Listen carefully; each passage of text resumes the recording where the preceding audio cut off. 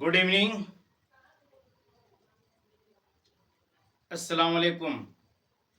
कैसे हैं आप लोग? उम्मीद करता हूं कि आप लोग ठीक ठाक होंगे। चलिए आज हम लोग पढ़ाई की शुरुआत करते हैं और समझते हैं डी ब्लॉक तत्व के लक्षण क्या हैं, इनके गुणों के बारे में हम आज बातचीत करेंगे। देखिए, डी ब्लॉक तत्व के बारे में जैसा कि हमने अपने पिछले वीडियो में बताया था कि हम इसके किन किन गुणों के बारे में हम बात करने वाले हैं।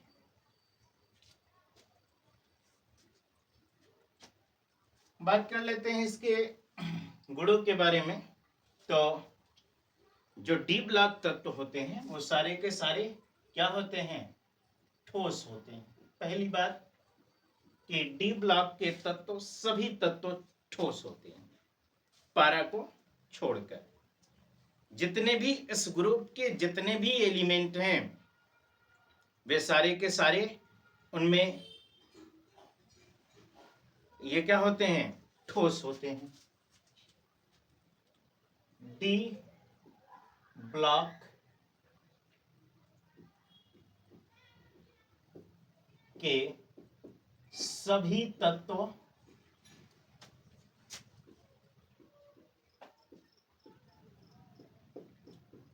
ठोस होते हैं,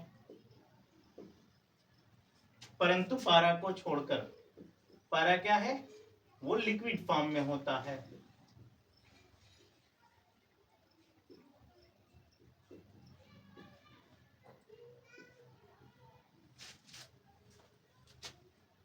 इसे छोड़कर बाकी जितने भी होते हैं वह सारे के सारे ठोस होते हैं। दूसरी इसकी क्वालिटी यह है कि इसमें क्या होता है? धातु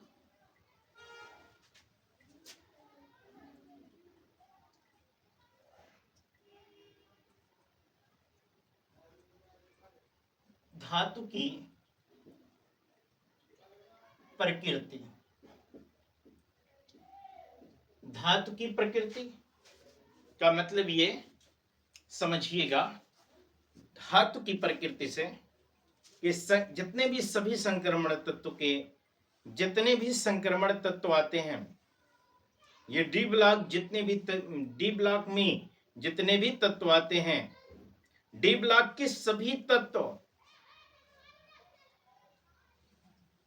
धात्विक गुण प्रदर्शित करते हैं। और धात्विक गुण इसलिए प्रदर्शित करते हैं क्योंकि इनके बाह्य कोश में केवल एक या दो इलेक्ट्रॉन ही भरे होते हैं। ये एक या दो इलेक्ट्रॉन भरे होने की वजह से इनके बाह्य सेल में एक या दो इलेक्ट्रॉन पाए जाने की वजह से क्या होता है? ये धातु होते हैं, एक इलेक्ट्रॉन या दो इलेक्ट्रॉन भरे होते हैं। पहली बात तो ये हो गई। ये चमकीले भी होते हैं, मतलब ये धातु की तरह पूरी तरह जो है ये धातु की तरह दिखते हैं। ये धातु की तरह चमकदार होते हैं। इनके क्वथनांक और गलनांक भी क्या होते हैं? उच्च होते हैं। ये विद्युत के सुचालक होते हैं। तो जितने भी संक्रमण तत्व हैं, सभी संक्रमण तत्व जो है, सभी संक्रमण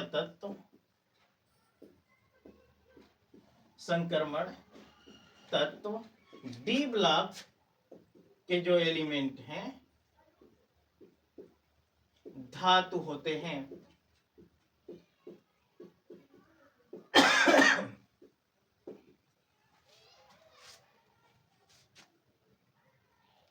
क्योंकि उनके परमाणुओं के बाह्य कोश में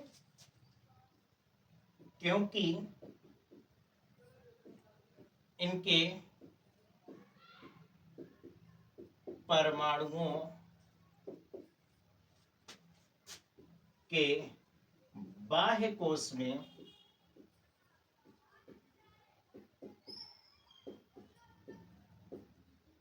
एक या दो इलेक्ट्रॉन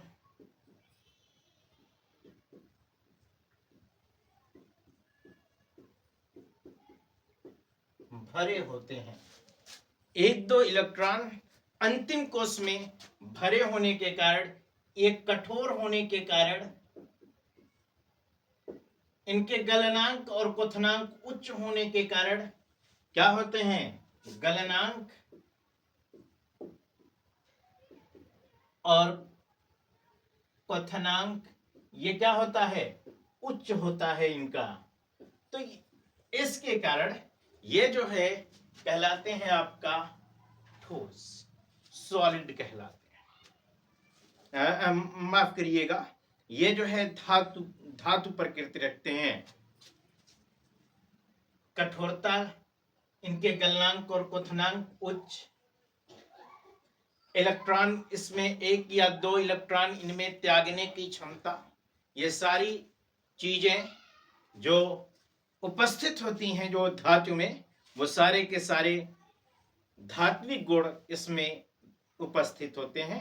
इस वजह से इस बुनियाद पर यह कहा जाए कि ये जो है डी ब्लॉक के जितने भी तत्व होते हैं वो सारे के सारे धातु होते हैं। तीसरी पॉइंट पर हम लोग बात कर लेते हैं इसके गलनांक के बारे में। गलनांक के बारे में बात करेंगे। देखिए, गलनांक जो है इसका सिल्वर को छोड़ करके अगर हम बात करें, संक्रमण की धातुओं के जो गलनांक होते हैं वह उच्च होते हैं। लगभग 1000 अंश सेल्सियस से 3500 अंश सेल्सियस के आसपास इसका गलनांक होता है। यानी कि सिल्वर को अगर छोड़ दिया जाए तो सिल्वर को छोड़कर जितने भी बकिया डी ब्लॉक तत्व में संक्रमण धातुएं जो जितनी भी होती हैं, संक्रमण तत्व जितने भी हैं, उन सारे के सारे का क्या है? गलनांक हैवी होता है।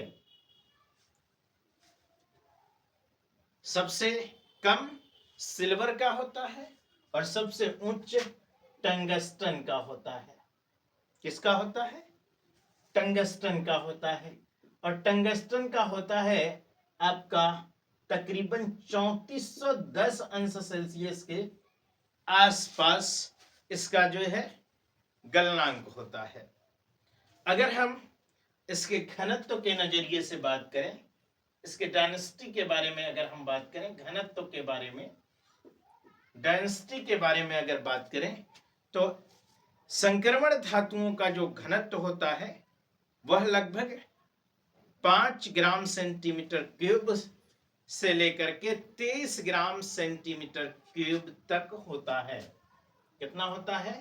5 से लेकर के 23 सेंटीमीटर ग्राम सेंटीमीटर क्यूब के मध्य इनका जो है घनत्व होता है।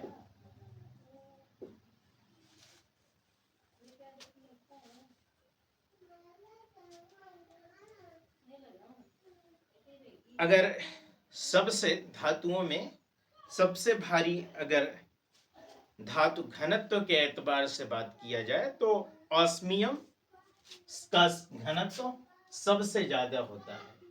किसका? ऑस्मियम का घनत्व सबसे ज्यादा, तकरीबन 22.6 ग्राम प्रति सेंटीमीटर क्यूब होता है।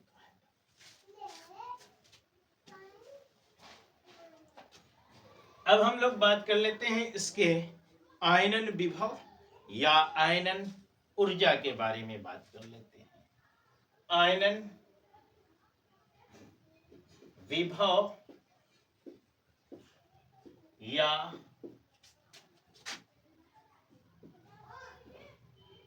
आयनन ऊर्जा। आयनन विभव या आयनन ऊर्जा क्या है, अगर हम इस संदर्भ में बात करें, इस रेफरेंस में बात करें, तो संक्रमण धातुओं के प्रथम आयनन विभव जो है वो दीर्घ यश स्थिति जो होती है, इसकी दीर्घ आवर्तों में जो स्थिति, यानी कि जो बड़े आपका जो बड़ा पीरियोडिक टेबल है, उस पीरियोडिक टेबल में इसकी स्थिति ये है कि ये यस और पी ब्लॉक तत्वों के आयनन विभव के मध्य होता है। मतलब आपका यस ब्लॉक और जो ये आपका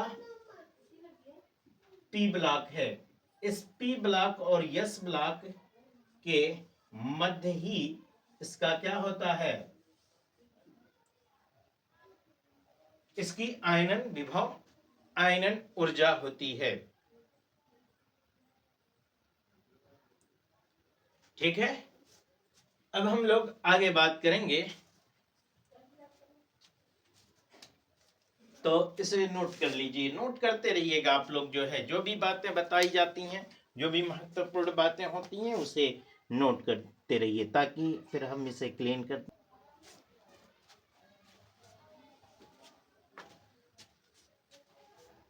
अब अगर हम बात आगे करें इसके, तो रंग या रंगीन यौगिक बनाने की प्रवृत्ति के विषय में बात करें, अगर हम किसके विषय में, रंग या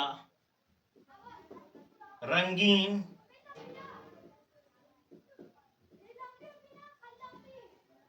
यौगिक बनाने की प्रवृत्ति के विषय में हम लोग अगर बात करेंगे, तो देखिए संक्रमण जो धातुएं होती हैं, ये डी ऑर्बिटलों के आंशिक रूप से भरे होने के कारण संक्रमण धातु रंगीन आयन या रंगीन यौगिक बनाती हैं। जैसे मिसाल के तौर पर कॉपर है, तो कॉपर के जो 2+ आयन है, कॉपर के 2+ आयन यानी कि D9 में D9 और कॉपर एक दूसरा है आपका कॉपर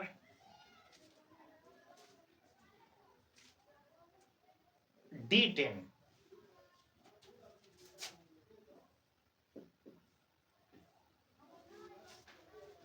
ये जो यौगिक बनाते हैं, ये संकर यौगिक नीले रंग के होते हैं, लेकिन कॉपर जो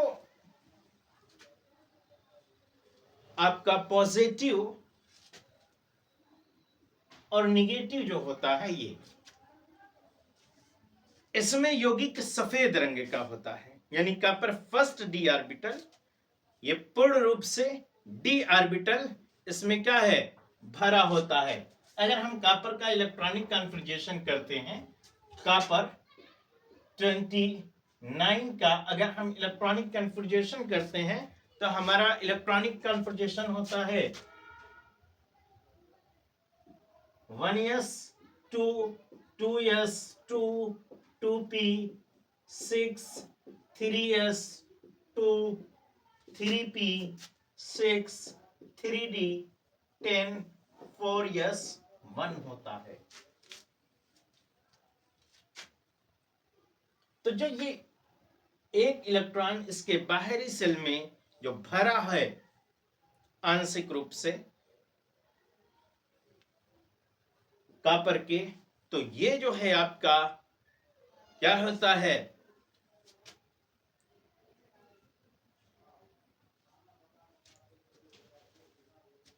इस वजह से ये सफेद रंग का होता है। ठीक है, अगर हम इसके बात करें चुंबकीय गुण के बारे में, चुंबकीय गुण या अनुचुंबकीय लक्षण के बारे में अगर बात करें, तो डी ऑर्बिटल जो है वह आंशिक रूप से भरे होते हैं। और आंशिक रूप से भरे होने की वजह से जो संक्रमण धातुएं होती हैं अनुचुंबकीय यौगिक बनाती हैं। संक्रमण धातुएं, इनमें डाइपोलर मोमेंट होता है। धातु के आयनों और यौगिकों का अनुचुंबकीय गुण डी ऑर्बिटल में अयुग्मित इलेक्ट्रॉन के कारण होता है। इसमें यदि जो है क्या होता है, डी ऑर्बिटल में किस वजह से चुंबकीय गुण या चुंबकीय अनुचुंबकीय इसका लक्षण अनुचुंबकीय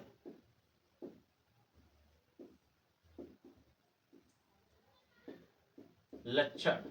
देखिए हमने ये कहा कि जो डी ऑर्बिटल होता है, ये डी ऑर्बिटल आंशिक रूप से भरा होता है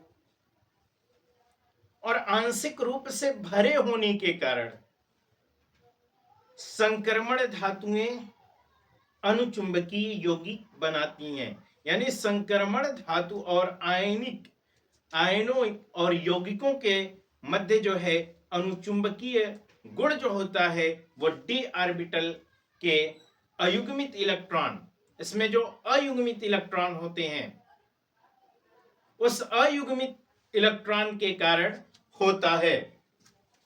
ठीक है, किसके कारण होता है?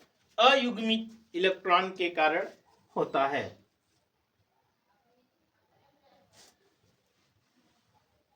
चलिए अब हम लोग आगे बात कर लेते हैं, इसके उदाहरण को समझ लेते हैं।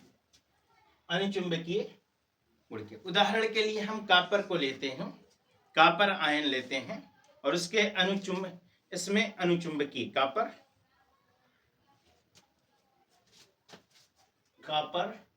2 को हम लेते हैं। इसका इलेक्ट्रॉनिक कन्फर्मेशन आपका होता है 1s2 2s2 2p 6 3s2 3p 6 3d 9।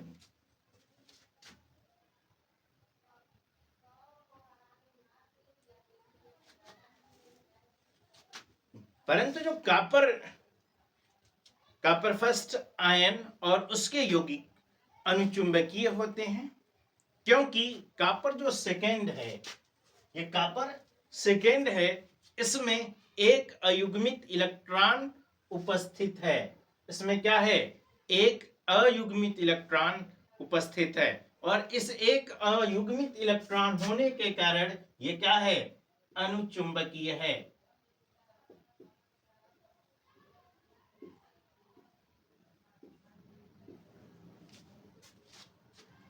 दूसरी बात कि अगर कॉपर ये फर्स्ट है तो कॉपर फर्स्ट के लिए आपका हो जाएगा इसका electronic conformation 1s2 2s2 2p 6 3s2 3p 6 3d 10। यह है आपका प्रतिचुंबकीय।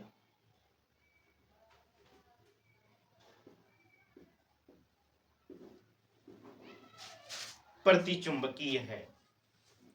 क्यों प्रतिचुंबकीय है? क्योंकि इसमें डायमैग्नेटिक होते हैं। ये डायमैग्नेटिक होते हैं क्योंकि इसमें सभी इलेक्ट्रॉन युग्म में हैं, जोड़े में हैं। इसमें जो इलेक्ट्रॉन है डी ब्लॉक के, वो सभी के सभी क्या हैं? जोड़े में हैं, पेयर में हैं।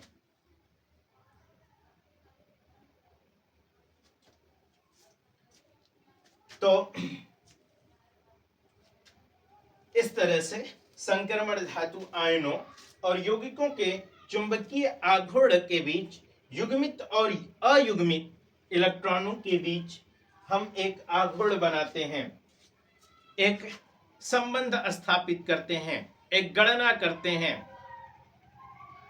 जिसे हम बोर मैग्नेटिक BM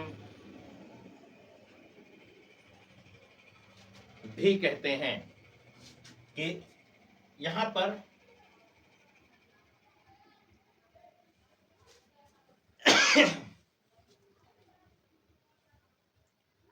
ये बराबर आपका हो जाएगा √n n+2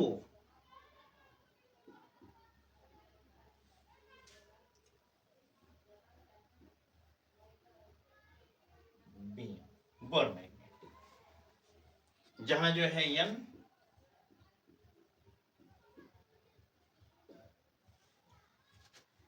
अयुग्मित इलेक्ट्रॉनों की संख्या, अयुग्मित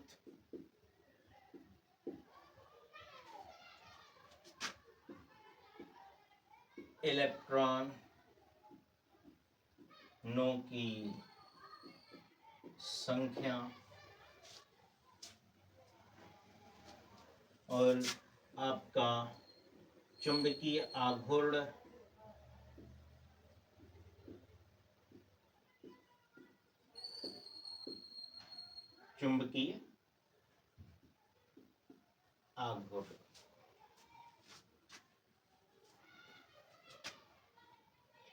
इलेक्ट्रॉनों के स्थितिकरण पर, ये क्या है? इलेक्ट्रॉनों की स्थितिकरण पर है। इलेक्ट्रॉनों की स्थिति क्या है, इस बुनियाद पर है इलेक्ट्रॉन की स्थितिकरण।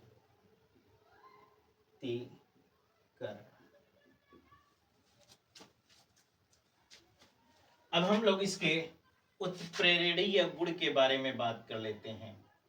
उत्प्रेरणीय गुण, उत्प्रेरकीय क्वालिटीज की क्या है? देखिए, संक्रमण धातु जो होती है, ये जो है आपका जो होती है, चलिए इसे क्लीन कर देते हैं।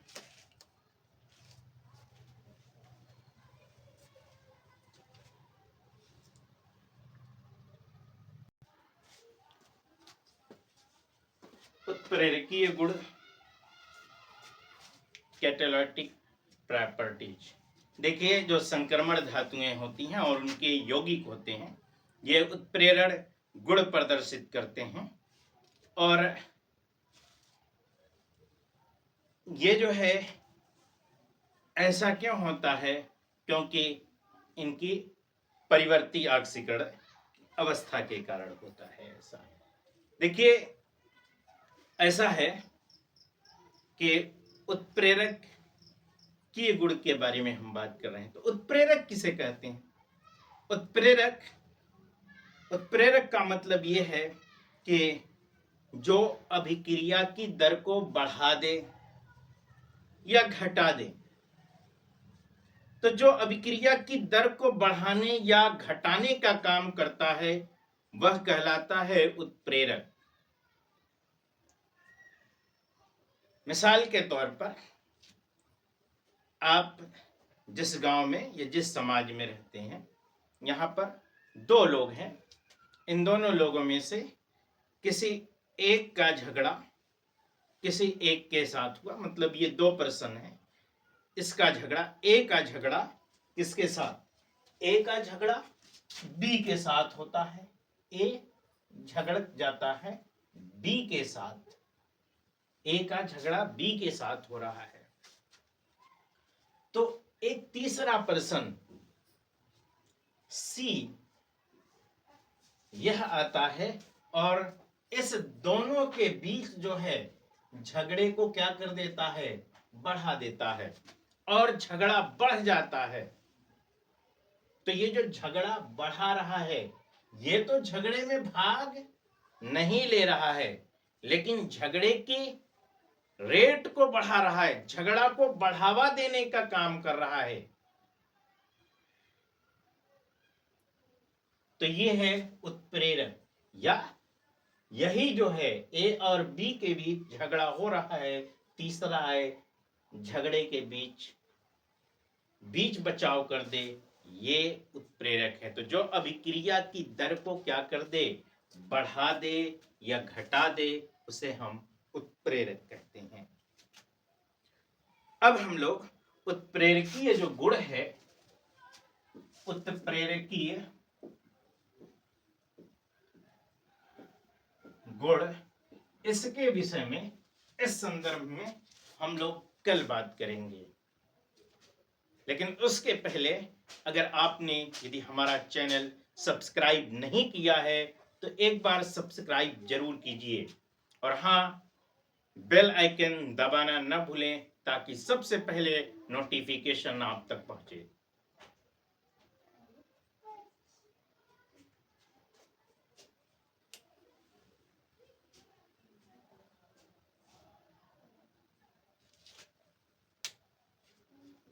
कल हम लोग ऑक्सीकरण अवस्था के बारे में बात करेंगे, उत्प्रेरकीय गुण के बारे में बात करेंगे। कल हम लोग बात करेंगे